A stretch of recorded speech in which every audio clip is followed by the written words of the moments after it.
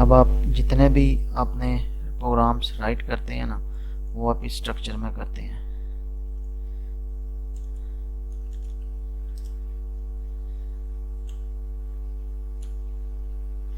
इसमें आप आपकी जी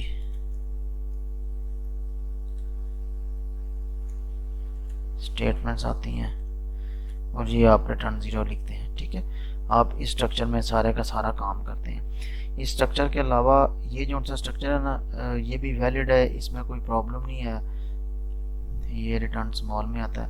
आपने कभी ये देखा कि इंटीजर से पहले मेन ही क्यों लिखा जाता है, सेकंड इसके लास्ट पे रिटर्न क्यों लिखा जाता है, यहाँ पे आप जो स्टेटमेंट्स लिखते हैं वो क्यों लिखते हैं। अब इतने भी आपके क्वेश्चन है ना, आप वो सारे ज़हन में रखिएगा और आपके सारे क्वेश्चन यहाँ पे ना आप क्लियर हो जाएंगे। जो इंटीजर का सबसे मेन सिंटैक्स होता है ना,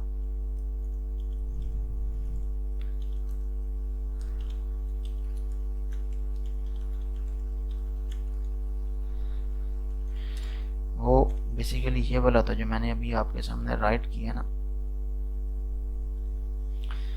एक मिनट, यही देख लें जी, सी में ठीक है, जो टाइप हो गया सो हो गया। ये होता है integer main.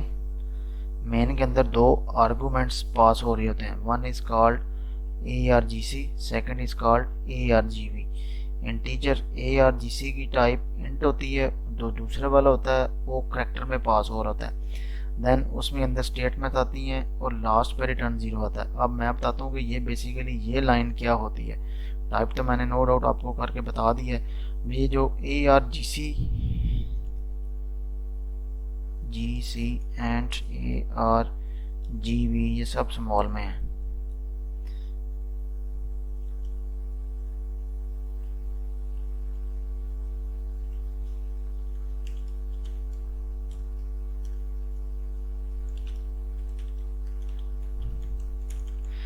These are called command line arguments। ये जो arguments ही है that is called argument count and argv that is called argument value। Clear? इनका क्या पर्पस है, ये किस लिए यूज़ किए जाते हैं, ये जब हम आगे पढ़ते जाएंगे ना, मोस्ट जब हम आगे चले जाएंगे, अगर तो टाइम मिला तो मैं आपको ना DLP में काम करवाऊंगा, that is called DOS level programming. यहाँ पे बैठ के ना पूरे सिस्टम को आप ना अपने सामने ओपन करके देख लोगे कि इसमें डायरेक्टरी में क्या पड़ा हुआ क्या नहीं पड़ा हुआ। ये चीज़ें वहाँ पे जाकर ना आपके लिए हेल्पफुल होती हैं। लेकिन अभी भी मैं ये चीज़ें आपको क्लियर करता हूँ, इनका बेसिकली काम क्या होता है। आप में से उन्होंने CMD में तो काम किया ही होगा ना, कमांड में। अभी देखें ये कुछ मेरे सामने डॉस में ये ओपन होके आ रहा है, सी कॉलन। यहाँ पे मैं लिखता हूँ dir space asterisk dot asterisk. मैंने इसमें ना दो आर्गूमेंट्स पास किए हैं, dir and asterisk dot asterisk. ये जो मैंने dir और एस्ट्रिक डॉट एस्ट्रिक लिखा ना, ये बनते हैं दो। ये जो आर्गूमेंट gc है ना, ये इसने अपने पास दो होल्ड कर लेगा। उसके बाद ये जो dir ये इसकी आर्गूमेंट वैल्यू है। उसके बाद एस्ट्रिक डॉट एस्टेरिक है, वो भी argv में स्टोर होती है।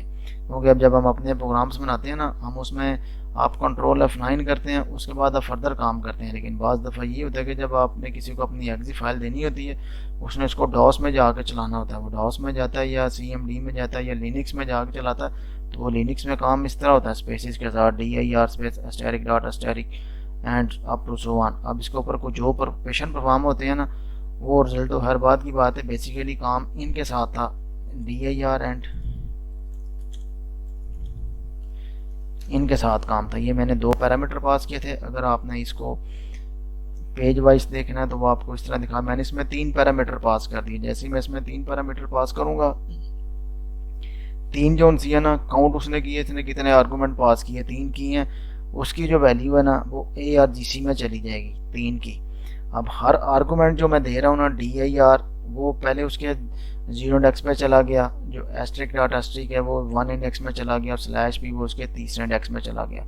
ठीक है, यानी कि ये बेसिकली इनका पर्पस होता है, argc का एंड argv का ये पर्पस होता है। देन उसके बाद ये स्टेटमेंट्स या मोस्टली फेमिलियर है कि हम सारी कोडिंग इसमें बैठ के करते हैं, और रिटर्न जीरो से भी आप फेमिलियर है कि इसमें हम क्या काम करते हैं क्या नहीं करते हैं। ठीक है जी, समझ आई आपको इस बात की कि नहीं आई? ये जो भी मैंने इतनी डिटेल में बात की है ना, सिर्फ इसमें बताने का पर्पस ये था कि आपको ARGC और ARGB का पता चले, और मेन के जो मेन स्ट्रक्चर है ना उसका आपको पता चले। और मेन का जो स्ट्रक्चर है ना वो यही है कि आपको ये जो स्ट्रक्चर ना, ये प्री डिफाइंड स्ट्रक्चर है। जिन्होंने C++ बनाई थी ना बर्जरनी स्ट्रॉप्सन में, उसने इसका ये वाला स्ट्रक्चर दिया था कि आप इसमें बैठ के काम करें। अब इसका बेनिफिट स्टडी लेवल पे तो नज़र नहीं आता, लेकिन जब आप प्रोफेशनली जाते हैं तो प्रोफेशनली इस स्ट्रक्चर को फॉलो किया जाता है। फिर क्लियर। अब हम चलते हैं जी, ये था इसका पहला स्ट्रक्चर जिसमें आप लोग काम करते हैं। अब उसके बाद आता है जी इसी का दूसरा स्ट्रक्चर। दूसरे स्ट्रक्चर को आप इस तरह लिखते हैं जी, दिस वन। उसमें आप कुछ भी नहीं लिखते, पता चल जाएगा, छोड़ें, ठीक है। उसमें आप कुछ भी नहीं लिखते, इंटीजर मेन, और उसको एज इट इज पास कर देते हैं। नीचे आप स्टेटमेंट्स देते हैं, रिटर्न 0 करवाते हैं और बात खत्म हो जाती है। इसके अंदर भी आप काम कर लें फिर भी ठीक है। देन अगर आपने ये इंटीजर मेन और इसके आर्गूमेंट्स के अंदर आपने वाइड पास करना है, वो भी ठीक है, ठीक है। वाइड आपने पास करना है तो वो भी ठीक है। वाइड का मतलब सब चीज़ें बाद में एक्सप्लेन करता हूँ अभी, clear. Int main wide return 0, each and everything मैं ना आपको स्ट्रक्चर्स दिखाने के बाद एक्सप्लेन करता हूँ। अब उसके बाद आता है जी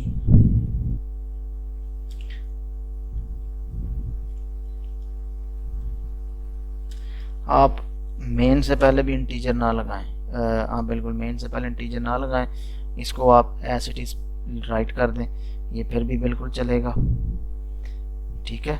या आप इसी को राइट कर लें और मेन के अंदर आप वाइड पास कर दें, फिर भी ये चलेगा, ठीक है। यानी कि ये इसके डिफरेंट स्ट्रक्चर्स हैं, integer main wide, simple main and simple main wide. उसके बाद आप जो आप लिखते हो जी वो आप काम करते हो जी, वाइड मेन में भी आप काम कर लेते हो। लेकिन अगर आप डेव सी में काम कर रहे हो तो उसमें ये वाइड मेन जो सा है ना, ये वाला, वो शायद मेरे सपोर्टेड नहीं है डेव सी में ना। और अगर आप टर्बो सी में काम कर रहे हैं या विजुअल स्टूडियो में काम कर रहे हैं उसमें ये सपोर्टेड है। वाइड मेन ब्लैंक छोड़ दें या आप उसके साथ कर लें। जब आपने वाइड में आना तो फिर आपने रिटर्न नहीं लिखना होता, आप इस स्ट्रक्चर को फॉलो करते हैं फिर, सही है। यानी कि ये इसके कुछ 6-7 स्ट्रक्चर हैं, पहला, दूसरा, तीसरा, चौथा, पांचवा एंड छठा। अब ये तो आपको स्ट्रक्चर्स मैंने दिखा दिए कि या तो आप इस स्ट्रक्चर को फॉलो कर लें, किसी भी स्ट्रक्चर में आप काम करेंगे ना, एट दी एंड आप सबकी आउटपुट सेम आएगी, किसी की आउटपुट में कोई भी फ़र्क नहीं आएगा। ये आपकी अपनी प्रैक्टिस है कि आप किस स्ट्रक्चर में काम करते हो और किस स्ट्रक्चर में आपने काम नहीं करना, क्लियर। मैं मोस्टली जो काम करता हूँ मैं इसमें भी कर लेता हूँ, इसमें भी कर लेता हूँ, या इसमें भी कर लेता हूँ, ठीक है। ये आपकी अपनी प्रैक्टिस है, जितना आप जिसको जितना सूटेबल लगे वो उसमें काम करे। अगर आपने कभी डेव सी में गौर से पहली लाइन देखी हो ना, तो जो बाय डिफ़ॉल्ट वो टाइप करता है वो इसी लाइन को टाइप करता है, लेकिन हम इसको हटाकर इसके आर्गूमेंट्स में कुछ भी नहीं देते और उसको हम एज इट इज काम करना शुरू कर देते हैं। आज आपको ये क्लियर हो गया होगा कि जिसके अंदर ये आर्गूमेंट्स होते हैं ये बेसिकली है क्या चीज़ें। ये जो पहले वाला स्ट्रक्चर है ना, ये प्रोफेशनल्स यूज़ करते हैं, तो मैं भी कभी यूज़ कर लेता हूँ, कभी नहीं करता। मोस्टली मैं इसमें काम करता हूँ कि मैंने जब आर्गूमेंट्स पास नहीं करने होते तो अंदर वाइड लिख देता हूँ, ठीक है। बाकी मैंने आपको बताया कि आप किसी भी स्ट्रक्चर को फॉलो करोगे ना, आपकी आउटपुट पे किसी भी किस्म की कोई भी प्रॉब्लम नहीं आएगी, वो आपकी 100% ओके होगी। आप चलते हैं जी अब हम आगे एक्सप्लेनेशन की तरफ, कि एक्सप्लेन करते हैं कि अब ये चीज़ें हैं क्या। आप उसमें आते हो, राइट करते हो प्रोग्राम, काम करते हो और चले जाते हो। लेकिन अब यहाँ पे ये क्वेश्चन पैदा होता है कि आप इनमें काम तो करते हो, लेकिन अब इनका पर्पस क्या है, ये मेन क्या चीज़ है, रिटर्न 0 क्या चीज़ है, इंटीजर क्या है, ये ब्रैकेट क्या चीज़ें हैं, ये क्या है, देन उसके बाद ये टर्मिनेटर है, ये क्या चीज़ है, ये जो आर्गूमेंट्स पास हो रहे हैं ये क्या चीज़ें हैं। आर्गूमेंट्स का तो मैंने आपको डिटेल में बता दी है, बाकी जो रेस्ट ऑफ दी चीज़ें इनमें आपको नज़र आ रही हैं ना, वो मैं आपको बताता हूँ कि ये क्या क्या है, ठीक है। अब यहीं से अब आपने ना इसको नोट डाउन करना शुरू करना है। इम्पोर्टेंट बातें अब यहाँ से हमारी स्टार्ट होंगी जी कि अब ये है क्या क्या। अब मैं जो टाइप करता जाऊँगा वो आप सब देखते जाइएगा, किसी को किसी भी किस्म की कोई प्रॉब्लम हुई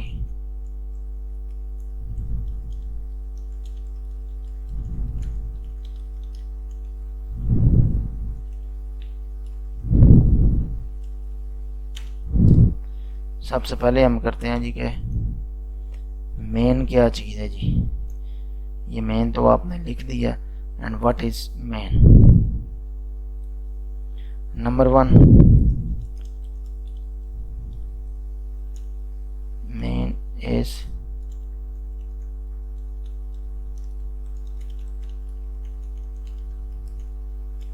रिजर्व वर्ड। क्लियर।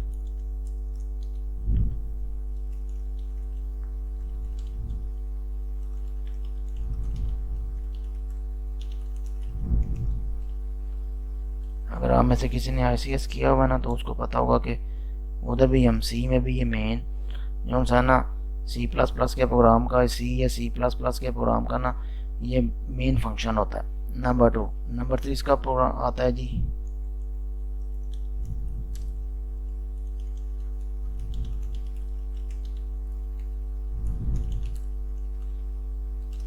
डिफ़ॉल्ट। जो मेन की रिटर्न टाइप होती है ना that is called operating system.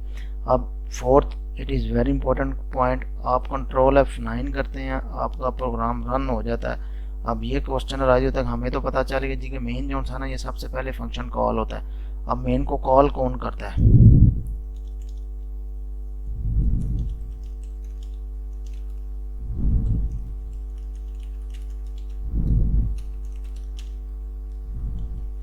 Main हमेशा ऑपरेटिंग सिस्टम से कॉल किया जाता है। ठीक है।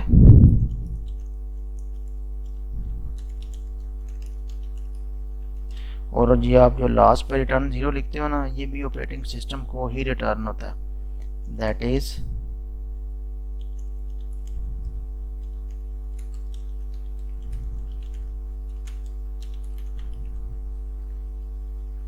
main is a parent shell of every C++ program or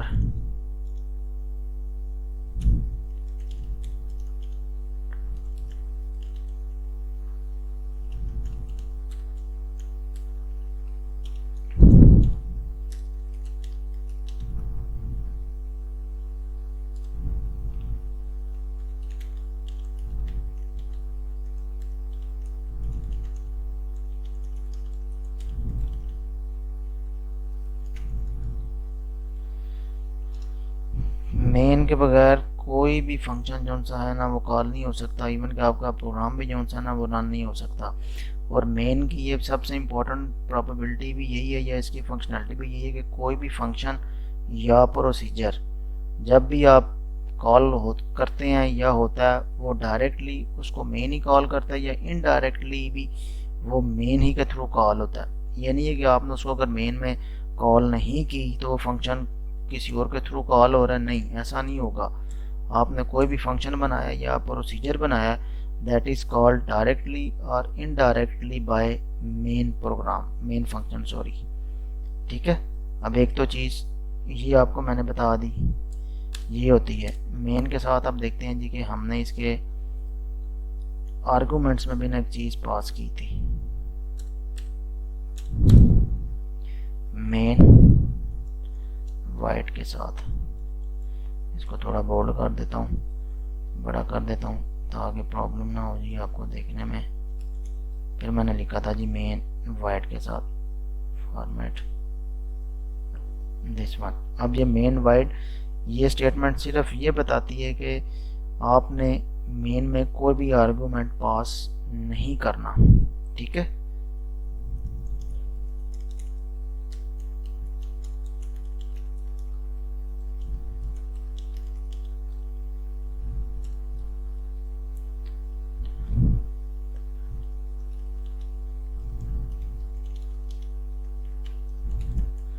main contains no argument.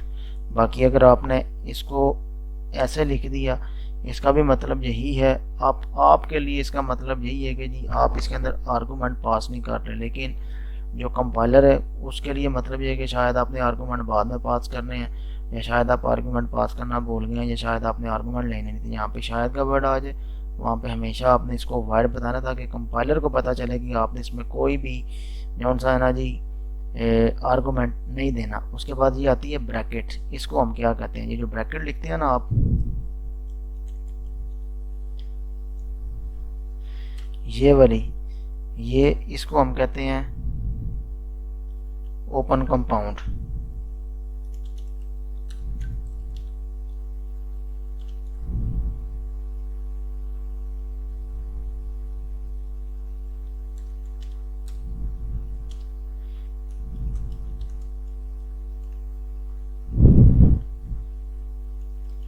Is called open compound, that is C plus plus का कोई भी प्रोग्राम है ना वो यहीं से शुरू होगा। उसके बाद आपकी आती है जी ये वाली bracket, is called close compound, that is C plus plus का कोई भी प्रोग्राम है ना वो यहाँ पे जाके बंद हो जाएगा। इसके नीचे कुछ नहीं लिख सकते, इसके ऊपर आप जो मर्जी लिखें, यानी कि इन दो ब्रैकेट्स के दरमियान में आपने काम करना है। अब इसके बाद आता है जी, ये आप लिखते हो सेमीकोलन या टर्मिनेटर, इसको हम कहते हैं इस कॉल्ड टर्मिनेटर। ये कंपाइलर को ये बताती है कि यहाँ पे आपकी एक स्टेटमेंट जौन सी है ना वो एंड हो रही है, ठीक है, खत्म होगी। अब टर्मिनेटर के बाद जो आप काम कर रहे हैं वो नेक्स्ट स्टेटमेंट में आता है। क्लियर हो गया। अब उसके बाद चलते हैं जी आगे। उसके बाद आप लिखते हैं रिटर्न का वर्ड आप यूज करते हैं, व्हाट इज रिटर्न। अब चलते हैं जी इसकी डेफिनेशन पे। Return number 1,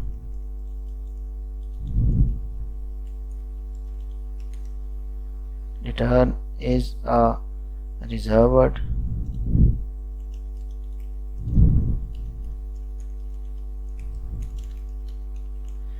used to return a value from function। ठीक है जी। अब आपने हर प्रोग्राम में एंड पे ना रिटर्न 0 मेंशन किया होता है। ये जो, बल्कि जहाँ पे हमने इंटीजर के साथ किया ना उधर देखते हैं, ये जो आप रिटर्न इसकी बात कर रहा हूँ मैं। ये जो आप रिटर्न लिखते हो ना और 0 लिखते हो, 0 आपका इंटीजर कंसीडर होता है, और यहाँ पे आपने मेन की जो टाइप दी है ना वो भी इंटीजर होती है। इट मीन्स कि यहाँ पे रिटर्न के बाद आप कोई भी डिजिट लिखोगे ना वो उस डाटा टाइप को रिप्रेजेंट करेगा जो आपने मेन से पहले दी होती है। रिटर्न 0 मीन्स कि आपने मेन से पहले कोई इंटीजर वैल्यू दी है, इसलिए यहाँ पे आप लिख लियो 0। अब यहाँ पे मैंने एक मेन के बारे में लिखा था कि default return type of main is integer. ये जो लिखा ना मैंने, अब ये वाला सिंटैक्स, इसमें मैंने मेन से पहले कुछ भी नहीं बताया, इंटीजर भी नहीं लिखा, वॉइड भी नहीं लिखा, और लास्ट पे मैं उसको बता रहा हूँ रिटर्न 0। ये जो रिटर्न 0 है ना, ये मैंने क्यों लिखा है, उसका आंसर ये है कि मेन की रिटर्न टाइप जो बाय डिफ़ॉल्ट कंसीडर होती है ना ऑपरेटिंग सिस्टम, या इसको कंपाइलर कंसीडर करता है, दैट इज़ इंटीजर। यानी कि उसकी बैक साइड पे इंटीजर जौन सा है ना वो ऑटोमेटिकली ही कंसीडरेबल है कि मेन की रिटर्न टाइप इंटीजर है, बाय डिफ़ॉल्ट इसकी रिटर्न टाइप इंटीजर होती है, इसलिए मैंने यहाँ पे जाकर रिटर्न 0 लिखा है। अब यहाँ पे एक और क्वेश्चन स्टूडेंट्स राइज करते हैं कि भाई आप रिटर्न 0 क्यों लिखते हो, रिटर्न 1 क्यों नहीं लिखते, रिटर्न 2 क्यों नहीं लिखते। आप रिटर्न 1 लिखे हैं, रिटर्न 2 लिखे हैं, रिटर्न 3 2 7 6 7 लिखे, जो आपका दिल करता है ना आप वो लिखें, आपका प्रोग्राम रन होगा विदाउट एनी एरर। यहाँ पे इसका नाम मैं आपको करके भी बताता हूँ। अब ये देखिए, ये मैंने इधर रिटर्न इंटीजर लिखा हुआ है, यहाँ पे मैंने लिखा है जी 1, यहाँ पे मैं लिख देता हूँ 10987। अब मैं इसको रन करता हूँ, ना मेरे प्रोग्राम में कोई एरर आना है, ना मेरे प्रोग्राम में उसने कोई वार्निंग देनी है, ना उसने मुझे इंडिकेट करना है कि जी आपने ये क्या कर दिया है। ठीक है, 10987 उसने मुझे इसके साथ भी वेलकम बता दिया।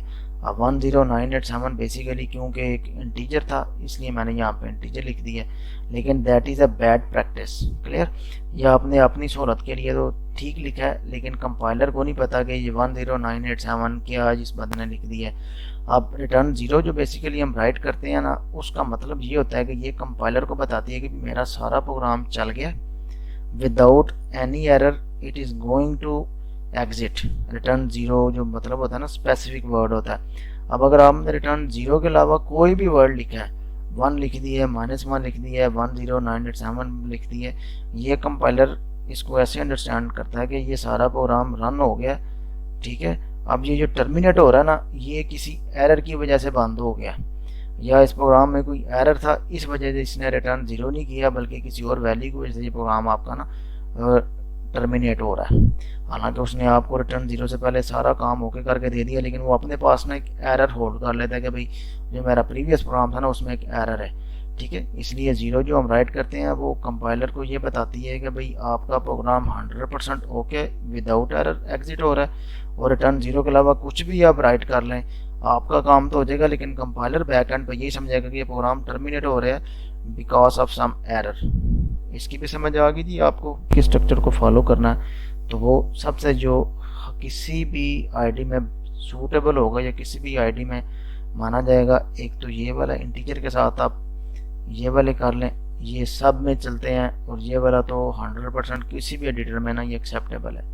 इसलिए आप ये जो ऊपर वाले ये हैं ना, इन्हीं को आप फॉलो करें। इन तीनों में से सबसे ज़्यादा बेस्ट है। वाइड वाला जो सा है वो डेव सी में नहीं सपोर्टेड है, टर्बो उसमें टर्बो सी में चलता है और विजुअल स्टूडियो में चलता है, और इंटीजर मेन या मेन के बगैर ये डेव सी में चलता है, टर्बो सी में नहीं चलता। लेकिन ये आपकी प्रैक्टिस होगी, अब जिसको मैं मर्जी करें, इन तीनों में से आप अपनी हैबिट बता लेंगे, मैंने इन तीनों में से किसी में भी ना काम कर लेना, आपका काम 100% चल पड़ेगा। Clear.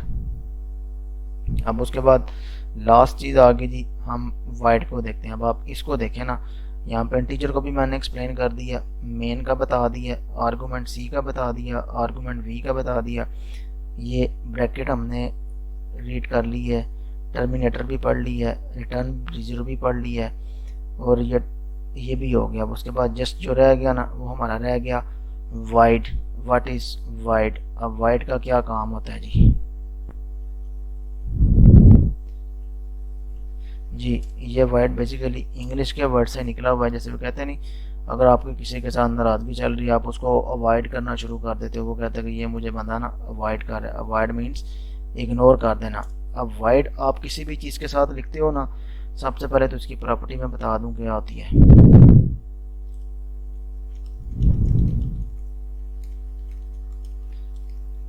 Wide is a reserved as well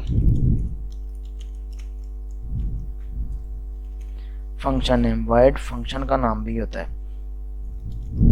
it can not return any value.